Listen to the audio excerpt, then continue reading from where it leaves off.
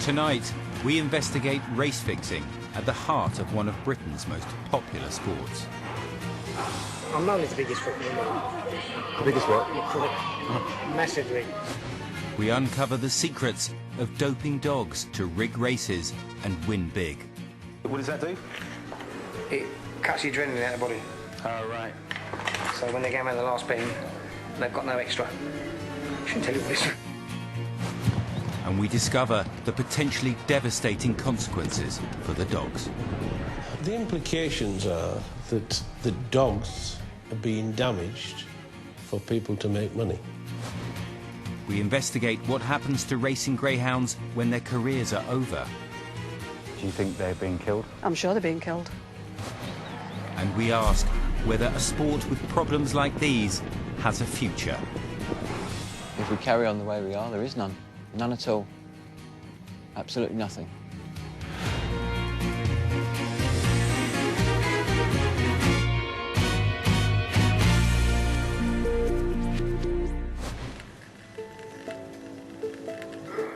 If it was to get beat, you'd see why. The greyhound industry boomed after the Depression. Greyhound racing is a £1.5 billion industry and remains one of the most popular spectator sports in the country. Nowadays, 3 times as much money is laid with bookies off the course as it is at race meetings. Its success has always depended upon the passion and hard work of trainers. I've been involved in greyhound racing since I was 4 years old. The dogs are well looked after. The dogs really love to chase, and you know, it's from their breeding, and it really is just a great all-round sport. Among trainers like Rick Holloway, Coventry Stadium has been a favoured venue. This afternoon, ahead of the punters arriving, young greyhounds are trialling.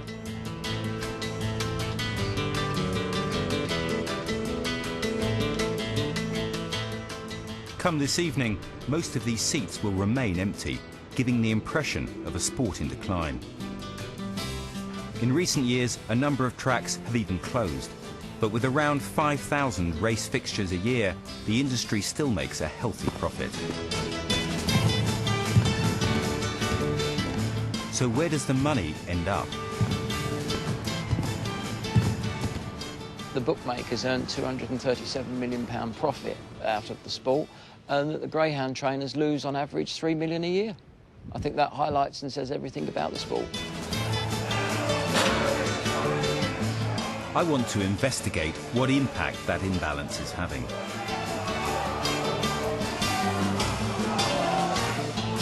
Greyhound racing is regulated by the Greyhound Board of Great Britain, or GBGB.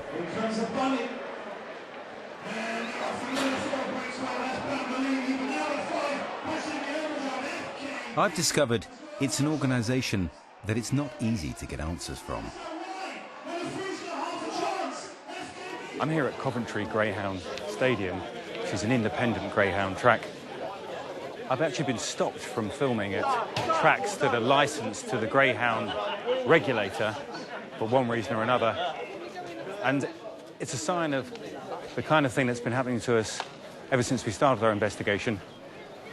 And I have to say that greyhound racing has all the signs of an industry with something to hide.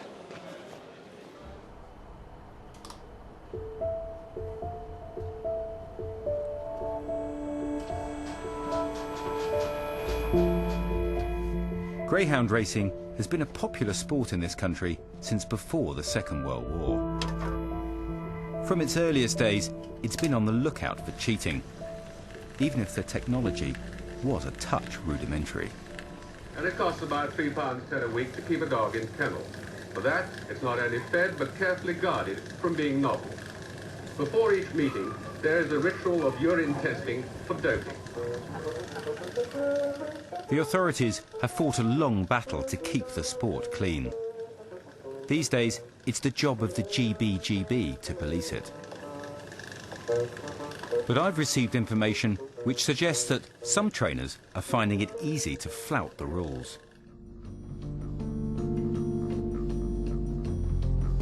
I've been told about this man, Chris Mosdall. He's a trainer who's raced at a number of tracks, and most recently racing weekly at Wimbledon Stadium, home of the English Greyhound Derby, the most prestigious event in the sport. Some trainers look after their own greyhounds as well as those owned by others. Posing as a city exec and would-be owner called Phil, I've arranged to go and see Chris Mosdall about buying a dog. I'm out here in rural Essex, which is where Chris Mosdall kennels his dogs. Apparently he likes it here because it gives him room to run them in the fields. Are you Chris? I am. I'm Phil. You spoke on the phone. Oh, did you? I found you, yeah. How you doing? It wasn't too bad. He shows me his kennels, which look clean and well kept. Nothing like this, is it? It's £40,000 dog there. Which one? 20 grand, come in yesterday. That puppy there cost 15. Wow. He shows me the dog he's selling. Her name's Tico Foods. That's her second, she's been in season. This is Tico Foods. Oh, right, yeah. Tico Foods is nearly 3, is that right? Yeah. Yeah. I mean, 400 quid ain't a lot of money for her, is it? Wearing belt. I'm about to find out one way in which Chris Mosdall may be boosting his income. Now, tonight we're going for a massive gamble. This is massive. She will win. She's called Penny's Swan. She won tonight. How many dogs you got? I've already told him I've owned a greyhound before. This is only my first meeting, but it's not long before he's hinting at how he fixes races. You've obviously been around kennels before, so you know funny games get played and... Well, there's funny games on it. You mean you don't let a dog win and... Yeah. I let Chris Mosdall think I'll go along with it. 12 to 1. Yeah, listen, I'll be honest with you, Phil. Shut up, you. I've been playing games with her. Yeah. So when you say games, you mean you've been stopping her on previous races so she can... Yeah. This security notice in part reflects the greyhound industry's concern with keeping a clean image, and in part illustrates... Stopping a dog involves making it run more slowly, usually by giving it drugs. That may seem like a strange thing to do, and it's certainly against the rules, but it can have its advantages. It's all to do with betting. For professional punters, the dogs have an attraction beyond other betting sports. Doesn't find it hard. By slowing a dog, a trainer can lengthen the odds on it and even get it regraded so that it only runs against lesser dogs. Then, once it's been categorised as a long shot, he can run it without drugs, vastly increasing its chances of winning. It's race fixing and it's completely illegal.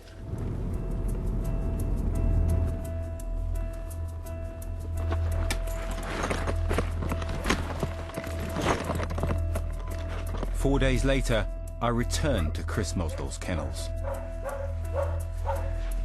I buy Tico Foods for £400. That's 400. Yeah. Count it. Now... Tico Foods will run this weekend in a race including her kennel mate, Penny Swan.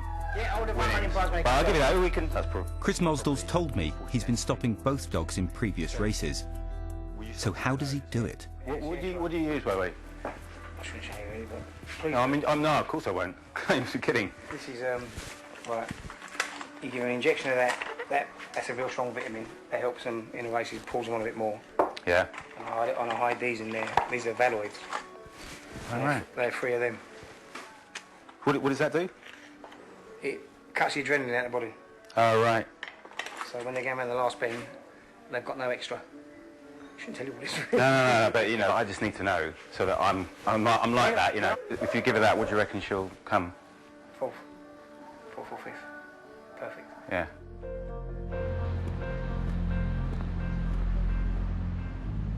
Chris Mosdall says he is using a drug which he calls Valoid. I found out it has another name, cyclazine hydrochloride. Cyclazine has been around a long time. It's an antihistamine and has been used in humans for travel sickness and other forms of nausea and sickness for a long time. What side effects might cyclazine have in dogs? So the side effects would be, or could be, agitation or drowsiness, or agitation followed by drowsiness, a high blood pressure, a high pulse rate. In a serious case, possibly convulsions as well. But you think it would probably impair its performance? I think it would, yes. I think it would be likely to be slower. My investigation has unearthed the illicit use of drugs at the heart of dog racing. This is not the first time in recent years that the sport has been hit by scandal. This man was today prosecuted for burying dogs he killed behind his house in County Durham. This is a story which has huge significance for the Greyhound Board of Great Britain, which is based here in this red brick building in the shadow of St Paul's. He was charged with polluting his land and fined £2,000.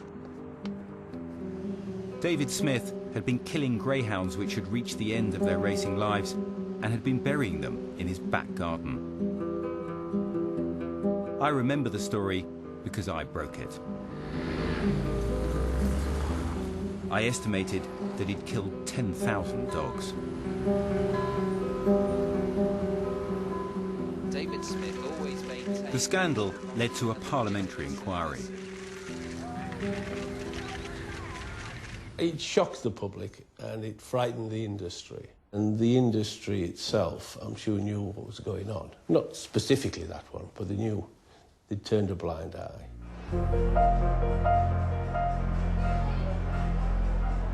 The industry also initiated an inquiry of its own, headed by Lord Donoghue, a former Labour minister. His report concluded that greyhound racing should be allowed to continue to largely regulate itself, and the government agreed. But it did lead to the creation of a new governing body, the Greyhound Board of Great Britain, largely funded by bookmakers.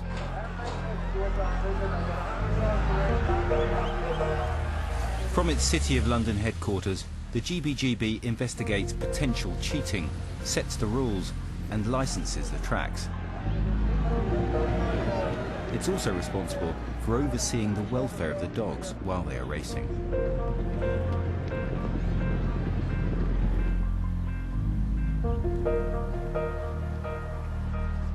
The GBGB also monitors what happens to the dogs when their owners decide to retire them.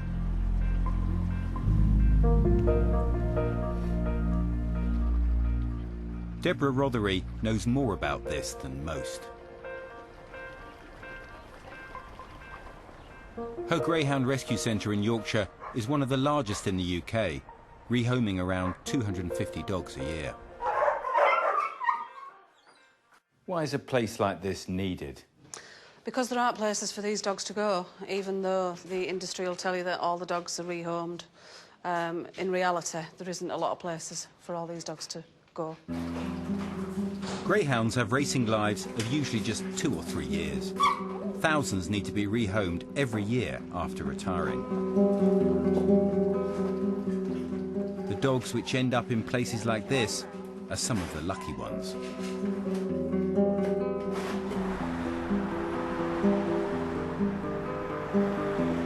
But what happens to the rest? Someone who helped draw up Lord Donoghue's report is Clarissa Baldwin. She was then Chief Executive of the Dogs Trust.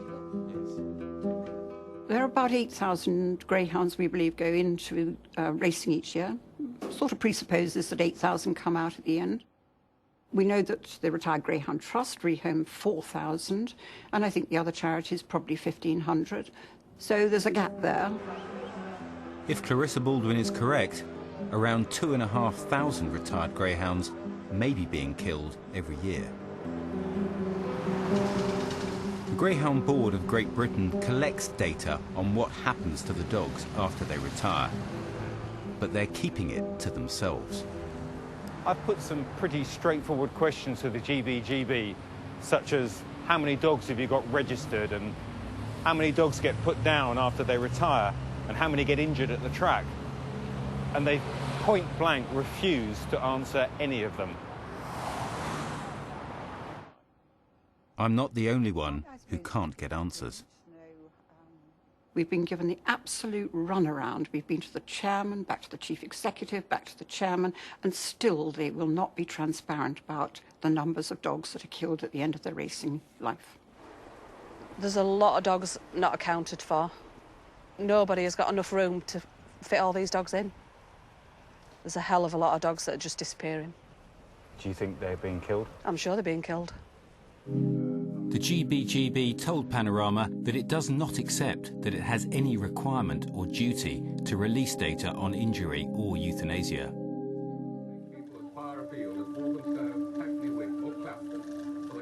The Donahue inquiry called for bookmakers to fund grants that would be directly used for improving the welfare of the greyhounds at the tracks.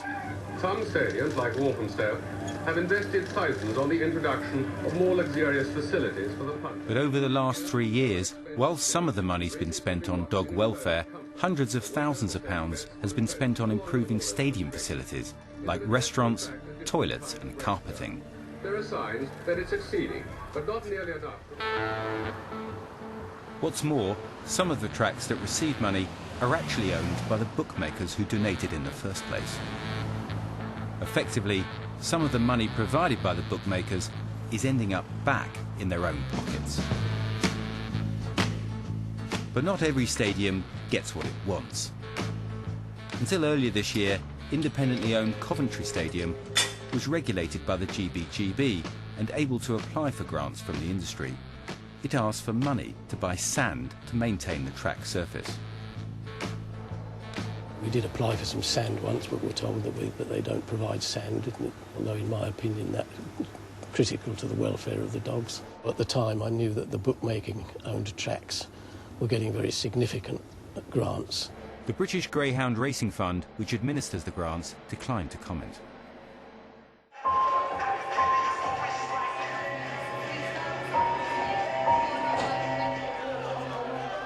It's race day at Wimbledon Greyhound Stadium. Our dog, Tico Foods, is up against her kennel mate, Penny Swan, in the 9:15 race. Earlier, Chris Mosdall revealed his plans to stop both dogs with drugs, with a view to letting each win at a later date. He takes time out to meet me at trackside. He immediately confesses to having just given the dogs Cyclazine. I'll give her 3 tablets, but no, you must never tell nobody. No. I'll give them 3.5 hours while they run, which I go until 4:46. I also give Penny Swan some. Yeah. They'll come out the same, bouncing, but when they go to kick, it's not there. Having given them such a large dose, he's now worried they might run too slowly, making it obvious they've been doped. I just don't want them to disgrace themselves, because if they get tested, because they're both valid. And there's absolutely no explanation whatsoever for these dogs having anything. He boasts that his reputation as a race fixer is well known. I'm known as the biggest crook in the middle. The biggest what? Crook. Massively.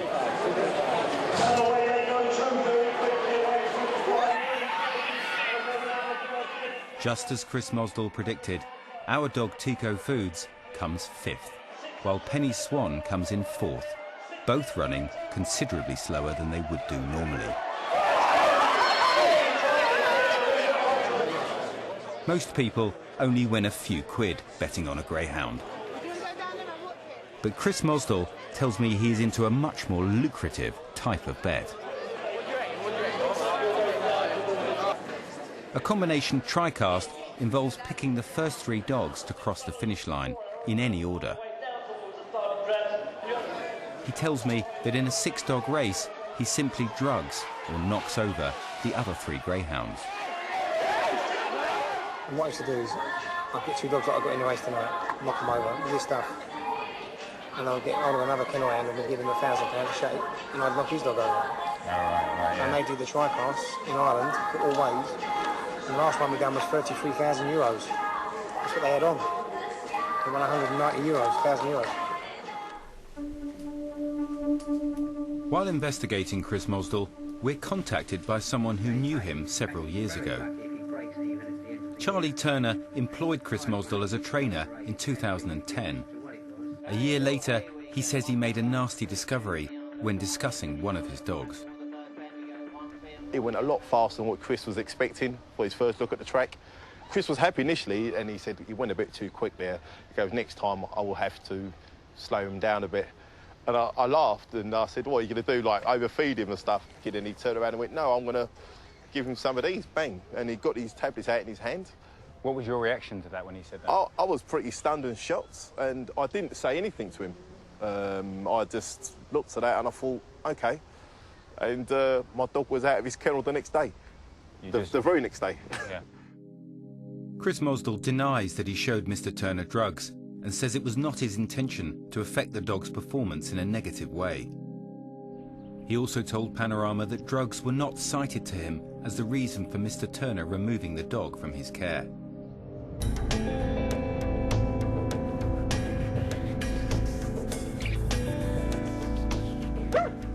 Back at his kennels, Chris Mosdall tells me more about how he rigs races for tri-cast bets. Chris, how you doing, mate? Not bad, not bad. How are you? It seems the number of people colluding with him or benefiting from his race fixing is wider than I'd realised. I was doing them every week. But who did you have to get someone else aboard, don't you? You have to get the other trainer. Yeah. Well, you said that you had the kennel hand, but you have the trainer as well. I can get them both. Despite his cavalier attitude to race fixing, he still claims to love his dogs. This is the advantage of my dogs. They love me to death. Yeah, but he says the more frequently he drugs them, the greater the risk to their health. You have to leave it that couple of months because the system's you will burn the kidneys out. How many times have you stopped her in total, do you think? 5. 5, yeah. What, all this year? Yeah. Yeah. It's a lot in it. Yeah, so you want to give her a break, yeah? Yeah, the last 2 I ask how long he can expect to go on fixing races without being caught. Other effects afterwards. Isn't that just a matter of time? I mean... Well, it's been 10 years since I've been caught. Yet I've been told that the GBGB were repeatedly warned in the last 2 years that some dogs at Wimbledon showed signs of having been drugged. You were a trainer at Wimbledon. What did you know about race fixing? I thought there was something odd going on, but I thought it was actually under control with the GBGB. So you had suspicions? I had suspicions, yes. And did you yes, tell the GBGB? Yes, I did. Yes, yes. So you flagged it up to them, you said that yes, they thought there was something rotten there? Yes, I did. Yes, yes. And others before me did as well. Others of my members did. We showed our footage to Eric Martlew, who back in 2006 investigated the greyhound industry on behalf of Parliament. Well, it's been 10 years since I've been caught. I know I'm pushing my luck, but... What are the implications out from what he's saying? The implications are that dogs are being damaged for people to make money. Apart from the moral aspects of rigging races and the criminal aspects of defrauding people, there is a serious animal welfare issue here. 2 days after last seeing Chris Mosdall, I'm back at Wimbledon. This is the day that Chris Mosdall thinks is going to be the payday for our dog. It's the first time since we've actually had ownership of this dog that he's going to run it without drugs in its system, and he thinks it's going to make both us and him quite a lot of money. But what he doesn't know is that we've tipped off the Greyhound Board of Great Britain. Chris Mosdall's race fixing has gone on long enough. Our dog Tico Foods is in trap 2 in the 7:45 race and is tipped in the programme to come third. Chris Mosdall thinks she'll do better than that. The GBGB have sent 2 investigating officers to the track.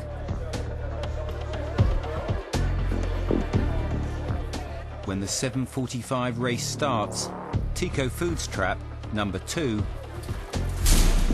is empty. The officials have pulled our dog. 6 days later, the GBGB tested 8 dogs in Chris Mosdall's care for drugs. 6 were negative. 2, Penny Swan and Tico Foods, tested positive for cyclazine. The owner of Penny Swan has told Panorama that he was disappointed to discover that his dog had tested positive for a banned substance, and that he had no reason to believe there was anything unusual about any of his greyhounds in Mr Mosdall's care. And it seems Tico Foods may not have been Chris Mosdall's to sell in the first place.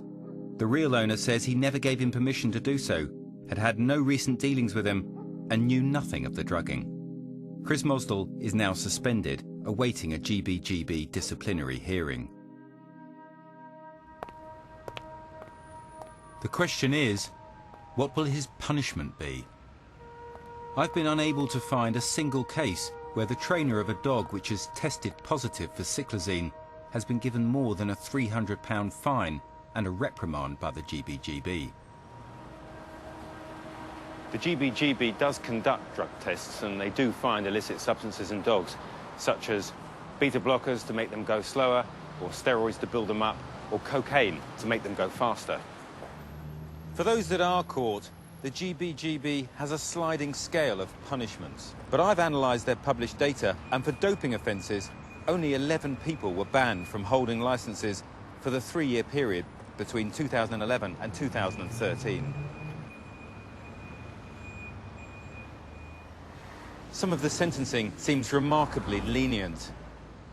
This man, John Mullins, has now been pulled up on disciplinary charges 4 times in 12 years after his dogs tested positive for various drugs, including cocaine and amphetamines.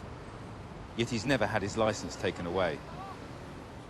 And neither has this woman, Tony Tungert, whose dogs have also tested positive for drugs 4 times in 14 years, including steroids twice. Both trainers told Panorama they deny ever doping their dogs. The GBGB said that sanctions were decided by an independent disciplinary committee or appeal board and not by the GBGB itself. In 4 cases it investigated involving cyclazine, the GBGB said there was no evidence of abnormal betting. Chris Mosdall has told us that he treats his dogs with love and care and that he would never do anything to harm them.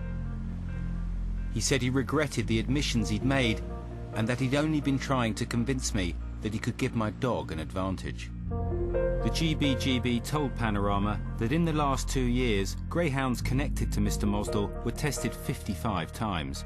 1 was positive and he was cautioned.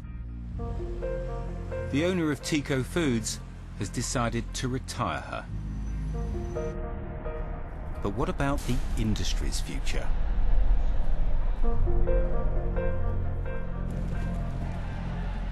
After the scandal 8 years ago, the government said the sport was drinking in the last chance saloon. But in many areas, it was allowed to continue regulating itself. I think we've given them a chance. I think we've given self-regulation a chance, and I think we're seeing that it's not working.